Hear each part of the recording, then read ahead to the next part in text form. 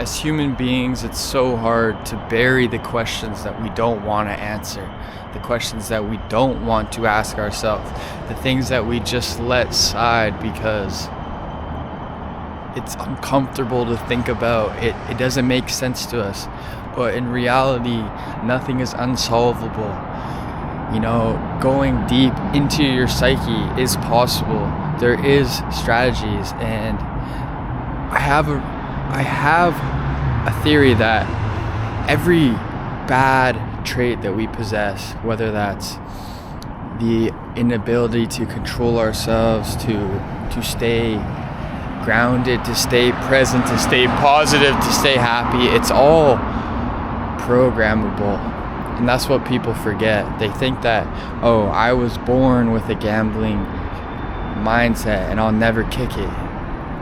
When these problems that we have were actually programmed in us since a young age. That's why they say that your younger years are so important to your development. So I raise you this.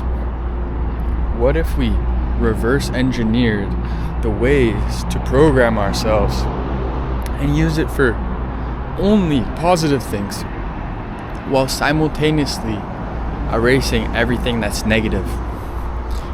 And I struggle with certain things, man. I struggle with the ability to stay disciplined, the ability to trust myself when times are rough, to trust my skills, my talents, my insights. And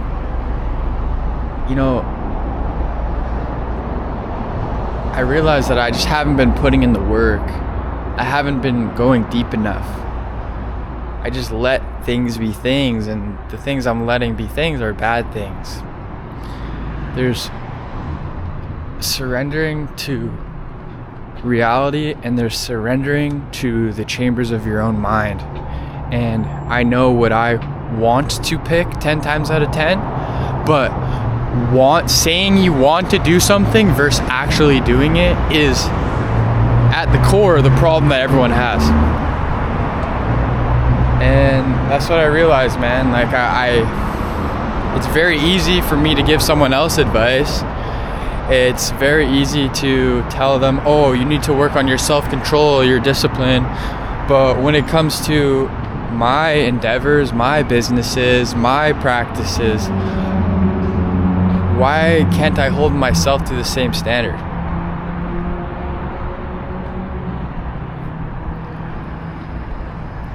I'm not going to act like I don't have any ego or I don't have any pride or I think badly about myself. I think good about myself, but not to my potential.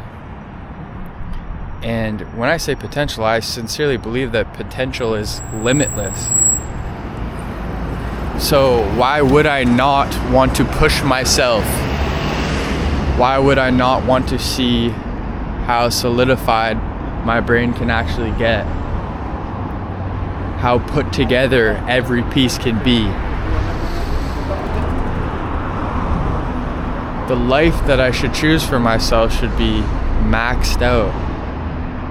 Why wouldn't I want to max out my character? I struggle with these thoughts. I know what I need to do. I need to eat good. I need to work out. I need to take care of my mind and my mental space. But for some reason, I struggle with applying it.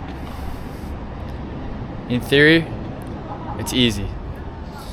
But when it comes to actually putting in the work, I struggle. But I think the first part of it is just self-realization. Because in the same way that the way we think is moldable and reality is moldable, also the paths that we take are moldable. The paths that we take, there's multiple paths that belong to us. Neither one is right or wrong. But if you have your choice, what are you going to pick? And I'm walking down the streets of Japan right now. This path that I've picked so far is not too bad. But we only get one life, so I want to maximize it to the absolute max. I want to to live a life that you could make a movie about, write a book about. And even as I say that, I hear maybe that's ego talking, but it's beautiful to me to be able to realize my full potential is the greatest dream of them all. And I know everything starts with the mind. Obviously, there's other aspects to it. The body is very important. The body and the mind are connected. But for me, the utmost peak is the mind. The mind creates everything. So, circling back to the topic, why do I drink alcohol? Why do I do things that damage my mind when I realize and just admit it to you that I know that the mind is the most important thing? The 2, 3, 4, 5 paths that are available to me, they contradict themselves. I need to pick one. And which one are you going to pick? So why do I let the negative path have any voice when those voices belong to me? All of them belong to me. Even the negative one, even the bad one, even the absolute loser version of myself belongs to me. It's my choice whether I give it whether I give it space in my mind, because it's my mind. This is the issue nowadays, is that it's so susceptible to have your mind hijacked by exterior forces. But it's our mind. We possess it. We must do what we can to not let exterior forces, when I say exterior forces, it can be such thing as bad energy, bad intentions, bad people, are the shadow, the little boy or girl in us that was hurt or had trauma or wasn't heard or was misunderstood.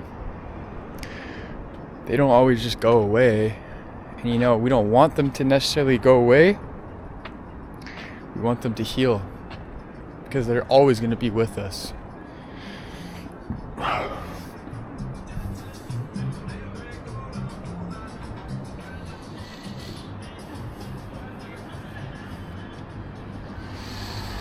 Life is beautiful, man, and that's at the core, that's what I'm left with. But who would I be to not do the things that I know I should do? We do it to ourselves at the end of the day. It's us versus us. It's not us versus them necessarily. It can be, but at the end of the day, the world is a reflection of your inner state. What is driving me to do the things that I know are bad? And how can I remove all of its power? Because the reality that I pick is full of love, abundance, and peace only. There is no room for the negativity and the thoughts that have the power to throw me off the dream path, the ideal path.